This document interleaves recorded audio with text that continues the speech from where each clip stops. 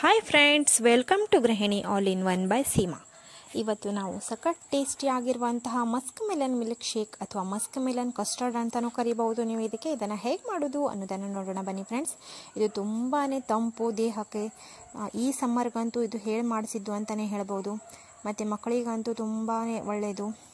ಹೊರಗಿಂದೆಲ್ಲ ನಾವು ಐಸ್ ಕ್ರೀಮ್ಗಳನ್ನೆಲ್ಲ ತಂದು ಕೊಡೋ ಬದಲಾಗಿ ಮನೆಯಲ್ಲಿ ಈ ರೀತಿ ಮಾಡಿಟ್ಕೊಳ್ಳೋದು ಅಂದ್ರೆ ಅವರಿಗೆ ಕೊಡಲಿಕ್ಕೂ ಈಸಿ ಆಗ್ತದೆ. ಇಲ್ಲಿ ನಾನು 1 ಲೀಟ್ರಷ್ಟು ಹಾಲನ್ನು ಬಿಸಿ ಮಾಡಲಿಕ್ಕೆ ಇಟ್ಕೊಂಡಿದ್ದೇನೆ.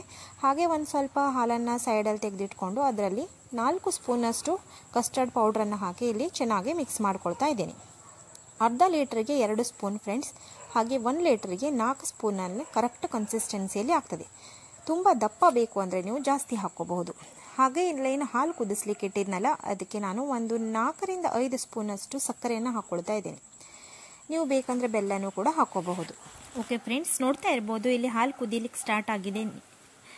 ಈಗ ನೀವೇನು ಕಸ್ಟರ್ಡನ್ನು ಮಿಕ್ಸ್ ಮಾಡಿ ಇಟ್ಕೊಂಡಿದ್ರಲ್ಲ ಫ್ರೆಂಡ್ಸ್, ಅದನ್ನು ಈಗ ಈ ಹಾಲಿಗೆ ಮಿಕ್ಸ್ ಮಾಡ್ಕೋಬೇಕು. ನೆನಪಿರಲಿ, ಗ್ಯಾಸನ್ನು ಆಫ್ ಮಾಡಿ ಇಟ್ಕೊಳ್ಳಿ.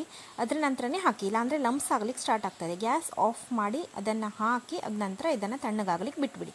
ಇಲ್ಲಿ ನೋಡಿ, ನಾನು ಒಂದು ಸಣ್ಣ ಲೋಟದಲ್ಲಿ ಶಾಬು ಅಕ್ಕಿ ಇದನ್ನು ತೊಗೊಂಡು ರಾತ್ರಿನೇ ನೆನೆಸಿಟ್ಕೊಳ್ತಾ ಇದ್ದೇನೆ. ಇಲ್ಲಿ ನಾನು ಇದು ಫುಲ್ಲು ತುಂಬು ತನಕ ಅಂದರೆ ಜಸ್ಟ್ ಡಿಪ್ ಆಗೋ ತನಕ ನೀರು ಹಾಕಿ ನೆನೆಸಿಟ್ರೆ ಸಾಕು. ನೀವು ಬೆಳಿಗ್ಗೆ ಆಗುವಷ್ಟರಲ್ಲಿ ನೋಡಿ ಈ ಥರ ಆಗಿಬಿಡ್ತದೆ, ಎಲ್ಲ ನೀರು ಹೀರ್ಕೊಂಡಿರ್ತದೆ. ಮತ್ತು ತುಂಬ ಸಾಫ್ಟ್ ಆಗಿಬಿಡ್ತದೆ ಇದು. ಈ ಥರ ಮೆತ್ತಗೆ ಬೇಗನೆ ಬಾಯ್ಲ್ ಆದ ನಂತರ ಬೇಗ ಇದು ಕುದಿಲಿಕ್ಕೆ ಸ್ಟಾರ್ಟ್ ಆಗ್ತದೆ ಮತ್ತು ಬೇಗ ಬೆಂದು ಹೋಗ್ತದೆ. ಆಯಿತಾ, ನೋಡಿ ಸ್ವಲ್ಪ ನೀರನ್ನು ಹಾಕಿ ನಾನಿಲ್ಲಿ ಕುದಿಸ್ಲಿಕ್ಕೆ ಇಟ್ಕೊಂಡ್ಬಿಟ್ಟಿದ್ದೇನೆ.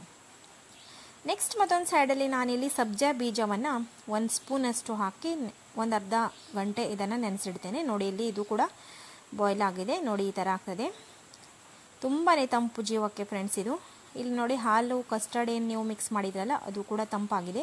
ಇಲ್ಲಿ ನಾನು ಒಂದು ಮಸ್ಕ್ ಮೆಲನನ್ನು ತೊಗೊಂಡಿದ್ದೇನೆ.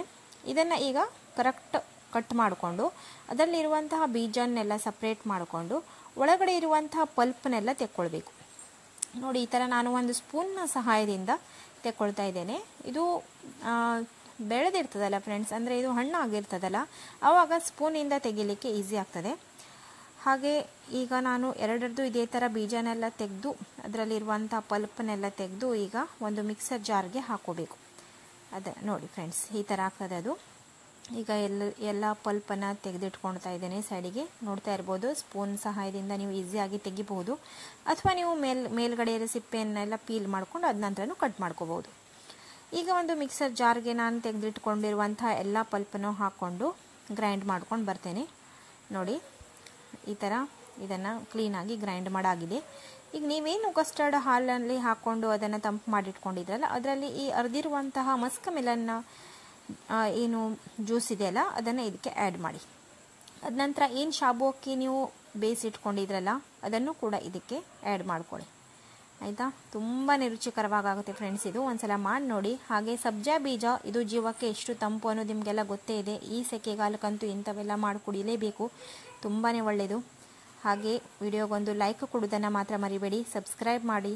ಹಾಗೆ ಪಕ್ಕದಲ್ಲಿರುವಂಥ ಬೆಲ್ ಐಕಾನನ್ನು ಪ್ರೆಸ್ ಮಾಡಿ, ನಿಮಗೆ ತಕ್ಷಣ ನೋಟಿಫಿಕೇಷನ್ ಸಿಗ್ತದೆ. ಇದನ್ನು ಒಂದು ಚೆನ್ನಾಗಿ ಮಿಕ್ಸ್ ಮಾಡಿ ನೀವು ಫ್ರಿಜ್ಜಲ್ಲಿ ಚಿಲ್ ಮಾಡಿ ಸರ್ವ್ ಮಾಡಿದ್ರೆ ತುಂಬಾ ರುಚಿಕರವಾಗಿ